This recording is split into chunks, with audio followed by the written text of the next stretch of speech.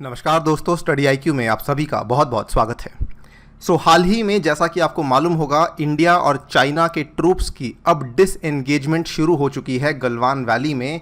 लेकिन उसके बावजूद हमारी जो सेना है, भारतीय सेना, वो अभी भी काफ़ी ज़्यादा कॉशियस है, अभी भी काफ़ी ज़्यादा अलर्ट है।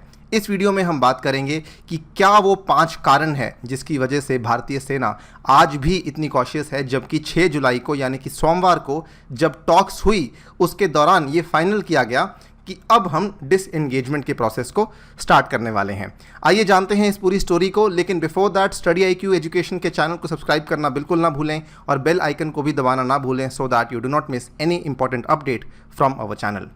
अगर आप इस लेक्चर की पीडीएफ को डाउनलोड करना चाहते हैं तो मेरे टेलीग्राम चैनल से कर सकते हैं। इसके अलावा सोशल मीडिया पे भी आप मुझे फॉलो कर सकते हैं।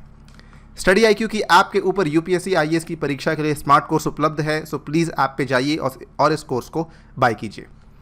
All right, so Chinese and Indian troops began their disengagement on July 6। सोमवार को यानी कि कल यहाँ पर क्या हुआ था कि दोनों एनएसएस की बात हुई थी। यहाँ पे NSA Ajit Doval held talks with the Chinese foreign minister and उनका जो स्टेट काउंसलर है वांग यी, इनके साथ एक वीडियो कॉल पे चर्चा हुई। जब ये चर्चा फाइनलाइज हुई तो ये फाइनल किया गया कि हमारे गलवान वैली में जो ट्रूप्स हैं वहाँ से इंडिया और चाइनीज़ के ट्रूप्स अब डिसएंगेजमेंट करना स्टार्ट करेंगे। इनफैक्ट चाइना ने ये भी प्रॉमिस किया कि वहाँ पर उन्होंने जो तंबू गाड़े हुए थे और वहाँ पर जो उन्होंने इंफ्रास्ट्रक्चर खड़ा कर दिया था उसको भी अब वो धीरे धीरे हटाना शुरू कर देंगे। लेकिन ध्यान दीजिएगा, यहाँ पर बात हो रही है केवल और केवल गलवान वैली की। आपको मालूम होगा पिछले 8 से 9 हफ्तों से जो अब बॉर्डर स्टैंड ऑफ चल रहा है, it is no longer limited to Galwan valley. वो गलवान वैली से और भी कई सारे जगहों पे हो रहा है। फॉर एग्जांपल पैंगोंग सो, उसके बाद Depsang plains, then Gogra post and so on. So 3-4 ऐसी इंपॉर्टेंट प्लेसेस हैं जहां पर डिसएंगेजमेंट होनी चाहिए थी, लेकिन फिलहाल जो डिसएंगेजमेंट का प्रोसेस स्टार्ट हुआ है वो केवल गलवान वैली में ही स्टार्ट हुआ है, राइट। इसी के चलते even though the Mondays events constitute an important step the disengagement process on the LAC between India and China, but Indian army अभी भी काफ़ी ज़्यादा सतर्क है। These will have no bearing on either the Army's alertness levels or its preparations for long-haul deployment in the barren mountains terrain of Ladakh। तो army की जो deployment हो रही थी, आर्मी के इंडियन आर्मी जो सेना भेज रही थी, जो वहाँ पे आर्टिलरी भेज रही थी, जो वहाँ पे सामान भेज रही थी, उस चीज़ को अभी भी हम कंटिन्यू रखने वाले हैं। उसके पीछे बेसिकली 5 कारण हैं। सबसे पहला कारण और सबसे प्रमुख कारण भी मैं इसको मानता हूँ, that is the high level of mistrust. Basically यहाँ पर अब भरोसा जो है वो काफ़ी कम हो चुका है दोनों सेनाओं के बीच में और दोनों देशों के बीच में।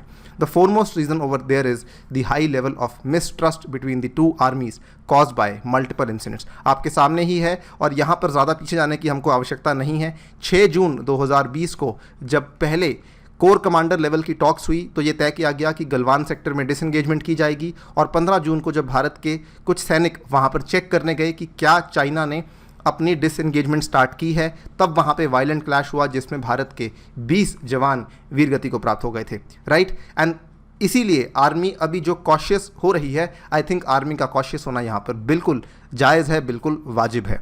As the two sides start repeating the disengagement process, the Indian side is doubly cautious in its insistence on verifying every single step। और आई थिंक बिल्कुल सही भी है। अगर हम दूसरे कारण की बात करें तो सेकेंड रीज़न इज़ कि जो ये प्रोसेस है ये काफ़ी ग्रेजुअल होगा, यानी कि काफ़ी धीमे स्पीड पर ये प्रोसेस आगे बढ़ेगा। एक बहुत ही सीनियर रैंक के आर्मी ऑफिसर के according, the first step in all friction points will itself take 2 to 3 weeks which will be followed by another round of talks। यानी कि आज जो पहला कदम है, अगर हम बोलते हैं कि डिसएंगेजमेंट को स्टार्ट करना शुरू कर दिया है, तो इसका मतलब ये नहीं कि आज सारे की सारे जो ट्रूप्स हैं वापस चले जाएंगे। देखिए, जो ये कह रहे हैं उसका मतलब बेसिकली ये है कि यहाँ तक ट्रूप्स लाने में अगर 8 या 9 हफ्ते लग जाते हैं तो इनको वापस ले जाने में भी उतना ही समय लग जाएगा। सो ये पहला कदम है। जब ये पहला कदम पूरा हो जाएगा then it will be followed by another round of talks. उसके बाद एक और राउंड होगा बातचीत का between the military commanders to arrive at the second step. उसके बाद दूसरा कदम लिया जाएगा। इसका मतलब यानी कि जो डिप्लॉयमेंट पीरियड है वो काफ़ी एक्सटेंडेड होने वाली है। जब तक ये कंप्लीट डिसएंगेजमेंट नहीं हो जाती तब तक तो आर्मी डिप्लॉयड वहाँ पर रहेगी। इनफैक्ट यहाँ पर अगर ये महीनों तक चलता है, so without any hitch being encountered during the whole process to ensure, basically ये इंश्योर करने का यहाँ पे मुद्दा है कि कहीं कोई और दिक्कत ना आ जाए, तो इसीलिए कभी भी ऐसा नहीं किया जाता कि डिसएंगेजमेंट तुरंत हो जाए। सो उसी चीज़ को इंश्योर करने के लिए, सतर्क रहने के लिए, because after all it is a strategic process, आप इसको तुरंत नहीं वहाँ पे ख़त्म कर सकते, राइट। रीज़न नंबर 3, देखिए disengagement is not the same as deescalation. Very very important to note, disengagement में क्या हो रहा है कि यहाँ पर जो ट्रूप्स हैं वो वापस जा रहे हैं, लेकिन डी एस्केलेशन का प्रोसेस है वो भी अपने आप में काफ़ी ज़्यादा कम्बरसम, काफ़ी ज़्यादा लेंदी और काफ़ी ज़्यादा लंबा प्रोसेस माना जाता है। अभी यहाँ पर क्या है कि डिसएंगेजमेंट में बेसिकली बातचीत होनी शुरू हुई है, जिसमें कि उन्होंने बोल दिया है कि हम ट्रूप्स को वापस ले जाएंगे, लेकिन डी एस्केलेशन के प्रोसेस के अंदर उनको सभी सारी इक्विपमेंट और जो भी वहाँ पर जो भी चीज़ें वहाँ पर कोई भी सेना लेकर आई है उसको वो सभी चीज़ें वापस ले जानी होंगी। अच्छा, भारत यहाँ पे, क्योंकि भारत ने इनकर्जन नहीं की थी, इनकर्जन चाइना की तरफ से हुई थी, सो चाइना जैसे जैसे वहाँ से चीज़ों को वापस लेकर जाएगी वैसे वैसे बेसिकली भारतीय सेना भी अपनी चीज़ों को वापस वहाँ से हटाएगी। सो टू इंश्योर कि चाइना अपने जो दिया हुआ उनका बेसिकली प्रोमिसेस हैं, जब तक चाइना उनको पूरा नहीं करता तब तक भारत वहाँ से डी एस्केलेशन नहीं कर सकता है। And if you consider the quantum of troops, weaponry and equipment moved to the theatre, तो ये जो आपका LAC का थिएटर था, जिस मात्रा में ट्रूप्स और वेपनरी और इक्विपमेंट यहाँ पर पहुँचाई थी, सो आई थिंक इट इज़ काफ़ी अंडरस्टैंडेबल कि यहाँ पर जो डिप्लॉयमेंट है और जो डी डिप्लॉयमेंट है इसको करने में कितना समय लगेगा। इसके बाद अगर हम बात करें reason number 4, this is also a very very important reason. जैसा कि मैंने आपको शुरुआत में बताया था कि इवन दो गलवान की घाटी में तो डिसएंगेजमेंट शुरू हो चुकी है, लेकिन पैंगोंग त्सो का जो इलाका है जहाँ पर हम फिंगर्स की बात करते हैं, तो वहाँ पर इंडिया पहले यहाँ तक पेट्रोलिंग कर रहा था, लेकिन चाइना अब इस चीज़ को मानने को तैयार नहीं। वो ये कह रहा है कि अब जो आपका नया स्टेटस को होगा वो फिंगर नंबर 2 पर होगा, राइट। सो चाइना यहाँ पर स्टेटस को बदलने की कोशिश कर रहा है। जितनी भी अभी तक मुलाकात हुई हैं, भले वो कमांडर लेवल पे हुई हों, भले वो जूनियर कमांडर लेवल पर हुई हों, Chinese side has so far not relented in its stands on the Pangong. यानी कि पैंगोंग की तो वो बातचीत भी नहीं करते।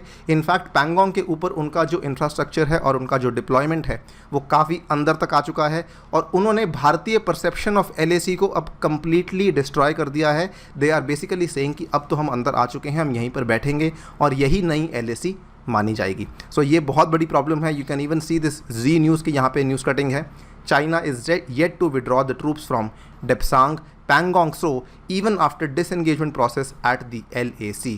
यानी कि 6 जुलाई को जब डिसएंगेजमेंट प्रोसेस स्टार्ट हो चुका था, उसके बावजूद डेप्सांग और पैंगोंग त्सो में चाइना अभी भी पीछे नहीं हट रहा है, right. And further if this remains the case, देखिए आपको मालूम होगा जब ये पूरा का पूरा सिलसिला शुरू हुआ था बॉर्डर स्टैंड ऑफ का, ये 5 और 6 मई की रात को शुरू हुआ था और ये सिलसिला शुरू पैंगोंग त्सो से ही हुआ था, ठीक है।